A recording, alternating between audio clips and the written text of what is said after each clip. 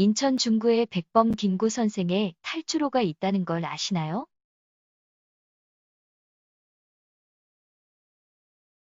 율목도서관은 인천항이 내려다 보이는 언덕 위에 있습니다. 지금은 아파트가 많이 들어서서 경치를 가렸지만 그래도 도서관 앞뜰에 서면 멀리 인천 바다가 보입니다. 석양대를 맞추면 반짝거리는 바다가 반갑죠. 이 멋진 경치를 보면 옛날 사람들이 왜 이곳에 별장을 지었는지 알 수 있습니다. 율목도서관으로 가는 길은 어느 길을 선택하건 오르막길을 올라야 합니다. 하지만 숨이 차지 않는, 무릎에 부담이 없는 가벼운 오르막들입니다. 전선줄이 구불구불 이어진 길은 좁고 주택가들 사이로 교회와 성당이 있습니다. 그런데 이 평범한 길이 백범 김구 선생과 깊은 인연이 있답니다. 지금으로부터 120여 년 전인 1898년 3월, 인천 감옥에서 한 명의 사형수가 탈출합니다. 23살 청년의 이름은 김창수, 백범 김구 선생의 개명전의 이름입니다. 당시 인천에는 일본을 비롯한 각국의 조계지가 있었습니다. 땅은 조선의 땅이지만 실질적으로는 외국의 법이 지배하는 곳이었죠. 개항이란 말에 있는 개자는 자동사가 아니라 타동사였던 것입니다. 특히 일본은 인천에서 경찰부터 감옥까지 전반적인 사법 시스템을 독자적으로 운영하고 있었는데 사형 집행연기 상태에 김구가 탈옥한 것입니다. 백범일지에는 이 시절의 이야기가 자세하게 적혀 있습니다. 특히 탈옥 장면은 프리즌 브레이크나 쇼생크 탈출을 보는 것처럼 극적입니다. 치밀한 계획도 재밌지만 더욱 생생한 인상을 남기는 건 탈옥을 결행할 때의 마음의 변화입니다. 선생은 동료 죄수들 5명과 함께 탈옥하기로 약속했는데 결단의 순간 백범은 망설입니다. 은밀히 혼자 나가는 편이 생산이 높다는 계산이 뛰어든 것입니다. 어렵게 사무실로 보낸 간수가 눈치라도 채면 큰일이니까요. 그러나 마지막 순간 김구 선생은 마음을 고쳐먹습니다. 죄인들에게 죄를 지어서야 너무 부끄럽다는 논리를 세우죠. 그리곤 동료 5명을 이끌고 탈옥하죠. 감옥의 담장 앞에서 동료 5명에게 어깨를 빌려주어 먼저 담을 넘도록 합니다. 하지만 막상 동료를 넘겨주고 나니 힘이 빠져서 정작 본인은 담을 넘지 못합니다. 그럼 어떻게 감옥을 나왔을까요? 믿기 힘들지만 김구는 정문으로 나왔습니다. 비상이 걸리자 정문을 지키는 경비들이 건물 안으로 들어가서 정문이 텅 비어 있었다고 합니다. 문제는 탈옥한 다음이었습니다. 황해도 사람인 백범 선생은 인천 지리를 잘 몰랐고 탈옥수의 신분이라 큰 길을 피해 다녔기 때문에 지금 정확히 어떤 길을 다녔는지 재구성하는 것은 어렵다고 합니다. 다만 백범이 다닌 것으로 확실한 길이 바로 현재 율목도서관 주변 길입니다. 백범일지에 이렇게 적혀 있거든요. 나는 쥐구멍에라도 들어가겠다는 심정으로 아궁이를 덮은 널판자 밑에 몸을 숨겼다. 순검에 흔들리는 환도집이 바로 코끝을 스치듯 지나갔다. 아궁이에서 나오니 벌써 훤하게 날이 밝았는데 천주교당의 뾰족집이 보였다. 이 천주교당의 뾰족집이 바로 닭동성당입니다. 1889년에 건립됐으니 백범 선생이 본 성당은 지은 지 9년밖에 안 된 새 건물이었네요.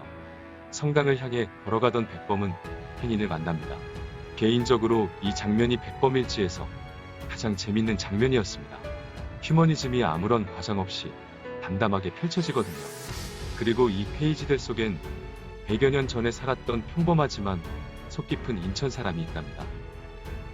얼마쯤 갔을 때 막노동꾼 하나가 창투바람에 두루마기를 걸치고 흉얼거리며 내려왔다. 그는 식전에 해장을 하러 술집으로 가는 모양이었다.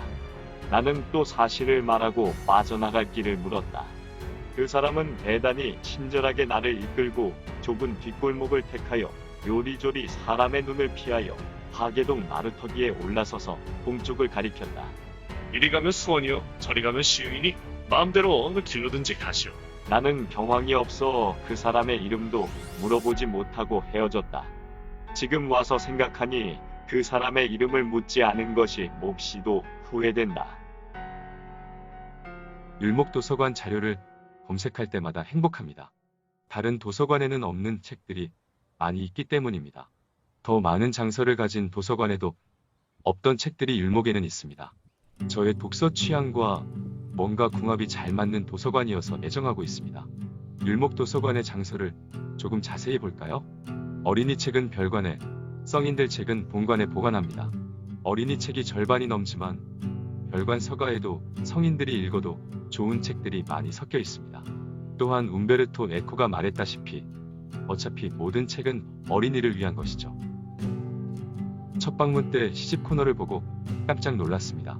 문학과 지성사 시집들을 따로 집합시켜 서가를 채웠기 때문입니다.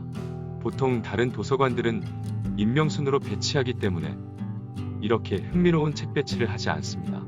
하지만 다른 도서관들을 다닐 때 문지 시집처럼 역사와 유니크함을 가진 책들은 한데 모아도 좋지 않을까 생각했었습니다. 오히려 그 편이 찾기도 편하다고 생각합니다. 하나의 서가에 모인 문지 시집들은 율목도서관이 다른 도서관과 다른 장점이라고 생각했고 시집들을 번호순으로 전부 읽어봐야겠다는 생각도 했습니다. 그런데 얼마 전 문지 시집들은 뿔뿔이 다른 서가로 흩어졌습니다. 다른 도서관과 같은 분류로 돌아갔어요. 상당히 아쉽습니다. 도서관 별관의 역사가 각별합니다. 이곳에 처음 저택을 지은 사람은 청나라 관리였다고 합니다. 아내는 포르투갈 사람이었다고 하네요. 이 남자가 죽고 아내와 자식이 유산을 놓고 싸움을 하는 과정에서 저택이 매물로 나왔습니다. 그때가 1884년쯤이었고 그들에게 집을 구매한 사람이 일본인 무역사 이키다케 헤이아치입니다. 이 사람은 형제가 다 인천에 와서 장사를 했는데 중국 달엔 펑텐에도 지점이 있었고 부산에도 정미소를 내는 등 사업의 규모가 컸던 것 같습니다. 이 사람은 청나라 관리가 지은 집에 일본식 정원을 정성 들여 꾸몄고 그중 일부가 지금도 남아 있습니다. 어린이 도서관 쪽 정원을 걷다 보면 확실히 이국적입니다. 해방 후 적산가옥이 되어서 미군들이 잠시 주둔했고 1946년에 대한민국 정부가 인수하여 인천 최초의 시립도서관으로 만들었습니다. 2008년까지 무려 63년 동안 인천의 중앙도서관 역할을 했습니다. 중앙도서관 역할을 미추홀 도서관으로 넘기면서 건물 공사를 해서 2010년에 현재의 본관 건물을 짓고 별관도 어린이 도서관으로 리모델링했습니다. 파란만장한 역사입니다.